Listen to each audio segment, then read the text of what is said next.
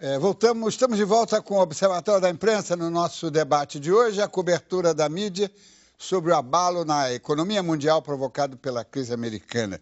Sandra Cohen, e o caso Murdoch, né, os escândalos Murdoch, que também está relacionado com o Tea Party, tá relacionado com o radicalismo dos seus veículos, não é? Que são todos eles de extrema-direita, e nos Estados Unidos fazendo o apoio do Tea Party. Como é que vocês... Eu acho que mais direcionado em relação à Fox News, né? Exatamente. Que é muito radicalizada na cobertura e principalmente nesse debate, o que a gente vê é que enfileira todos os candidatos conservadores para poder falar sobre isso, enfim, e é uma cobertura que tem sido muito parcial e muito polarizada para a direita. Isso eu acho que é um problema, né? Porque você não tem ali uma cobertura fiel ou uma segunda opinião sobre o que está acontecendo. Nessa situação, o presidente Obama já foi chamado de racista até, enfim. Mas eu acho também que os anunciantes acabam entendendo essa situação. Já houve uma debandada também de anunciantes de alguns programas, de alguns talk shows mais radicais da Fox News. Eu acho que isso é um problema na mídia americana em relação a essa mídia mais conservadora, em relação à mídia mais progressista. Você não ter um segundo viés de opinião para equilibrar. Professor Fleischer, o assunto China também não provoca nos Estados Unidos, sobretudo na direita americana, digamos, os brios, não é? Como nós estamos sendo suplantados pelos chineses. Tem aí algum elemento com relação à China, de despeito, de disputa, alguma coisa assim? Bom, os Estados Unidos é grande importador de produtos chineses. Você raramente, se vai numa loja americana, você acha alguma coisa fabricado nos Estados Unidos. Tudo que você vai comprar foi fabricado na China ou com algum outro tigre asiático. Porém, a China é o maior detentor da dívida nos títulos americanos, seguido por Japão, Inglaterra e depois Brasil em quarto lugar. Então, os chineses realmente têm um grande interesse nessa questão da dívida e os títulos públicos americanos. Os Estados Unidos andam tentando acertar uma certa parceria com os chineses, tanto comercialmente e também politicamente. A China é um dos líderes no novo G20, né? E é um dos BRICS. A China compete fortemente com o Brasil aqui na América Latina e principalmente com o Brasil também na África, em termos de obras públicas e principalmente minas de minerais, etc, etc. Mas o americano, em geral, acha muito interessante comprar produtos baratos vindo da China e não preocupa tanto na desindustrialização americana, que está acontecendo aqui no Brasil também, por causa desses produtos bem mais baratos que vêm da China. Aqui no Brasil, nossa desindustrialização também ocorre por causa do câmbio. O real está supervalorizado e todas as importações são muito mais baratas do que os produtos fabricados aqui no Brasil. Isso que o nosso ministro Guido Mantega chama da guerra do câmbio.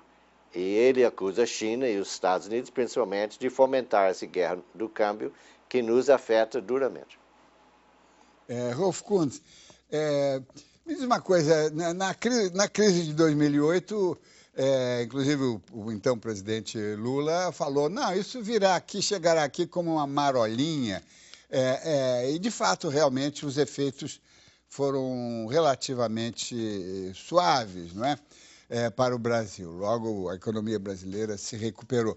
Como é que você vê a possibilidade dessa crise, que ela é mais ampla, que de repente a China pode ter algum problema e diminuir o nível a demanda de commodities, isso afeta o Brasil. Como é que você vê essas ondas ou marolas que podem chegar aqui na nossa realidade?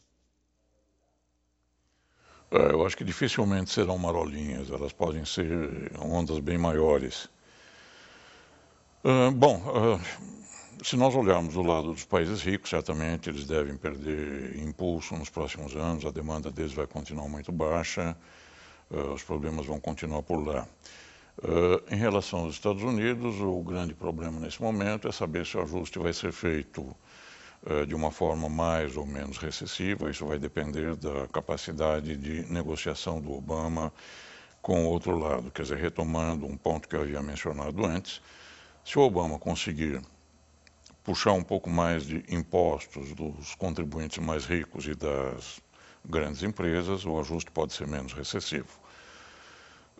Se o ajuste, se ele não tiver essa possibilidade e toda a responsabilidade pela manutenção de algum nível de atividade nos Estados Unidos for jogada sobre o Fed, isto é, sobre o Federal Reserve, o Banco Central, certamente a política monetária vai continuar muito frouxa, o dólar vai continuar inundando o mundo e nós vamos ter problemas cambiais aqui. A contrapartida mais ou menos benigna de uma política de desvalorização do dólar será a valorização das commodities, o que será benéfico para o Brasil se, isso também vai depender desse fator, se a China mantiver uma razoável taxa de crescimento.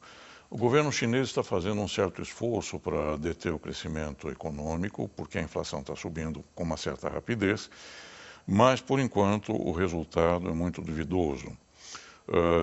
No mês de julho, a produção industrial foi 14% maior do que no mês de julho do ano passado. No mês de junho tinha sido 15% maior, quer dizer, houve uma certa desaceleração, mas essa desaceleração é ridícula quando a gente pensa em termos de mundo ocidental. Quer dizer, nós vamos ter problemas por aí. Se o governo tem expectativas, se o governo insistir em cumprir aquilo que vem prometendo, que é manter a economia crescendo com base no mercado interno, isso poderá funcionar até um certo limite, porque esse crescimento da demanda interna acaba vazando para o setor externo, acaba vazando para uma demanda que gera importações crescentes. Ora, não dá para sustentar esse crescimento de importações, esse crescimento rápido de importações, sem que isso leve a problemas, eu não digo em 1 ano ou em 2 anos, mas num prazo não muito distante. Então o governo vai ter de pensar muito no que vai fazer, não pode ficar fazendo essa festa de que vamos crescer apenas com base no mercado interno, porque isso é ilusório, nós temos de pensar na saúde das contas externas também.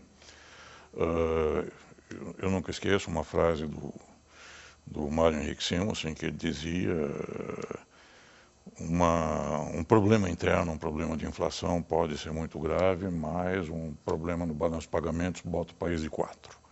E nós já passamos várias vezes por esse tipo de experiência. Então o governo vai ter de pensar nisso. Haverá problemas, sem dúvida. O país tem condições, hoje está em condições razoáveis para aguentar o primeiro impacto, mas não vai poder brincar. O governo vai ter de ter um pouco de juízo em relação a isso. Chegamos ao final do programa. Quero agradecer a presença dos jornalistas Rolf Kuntz e Sandra Cohen e também do professor Davi Fleischer. Na semana que vem vamos debater os princípios editoriais que as organizações Globo divulgaram no início deste mês. Você já pode mandar suas perguntas e suas questões pela internet. As instruções estão em nosso site www.tvbrasil.org.br/Observatório da Imprensa. E lembre-se, acompanhando o Observatório da Imprensa pela internet, pela TV, pelo rádio, você nunca mais vai ler jornal do mesmo jeito. Boa noite.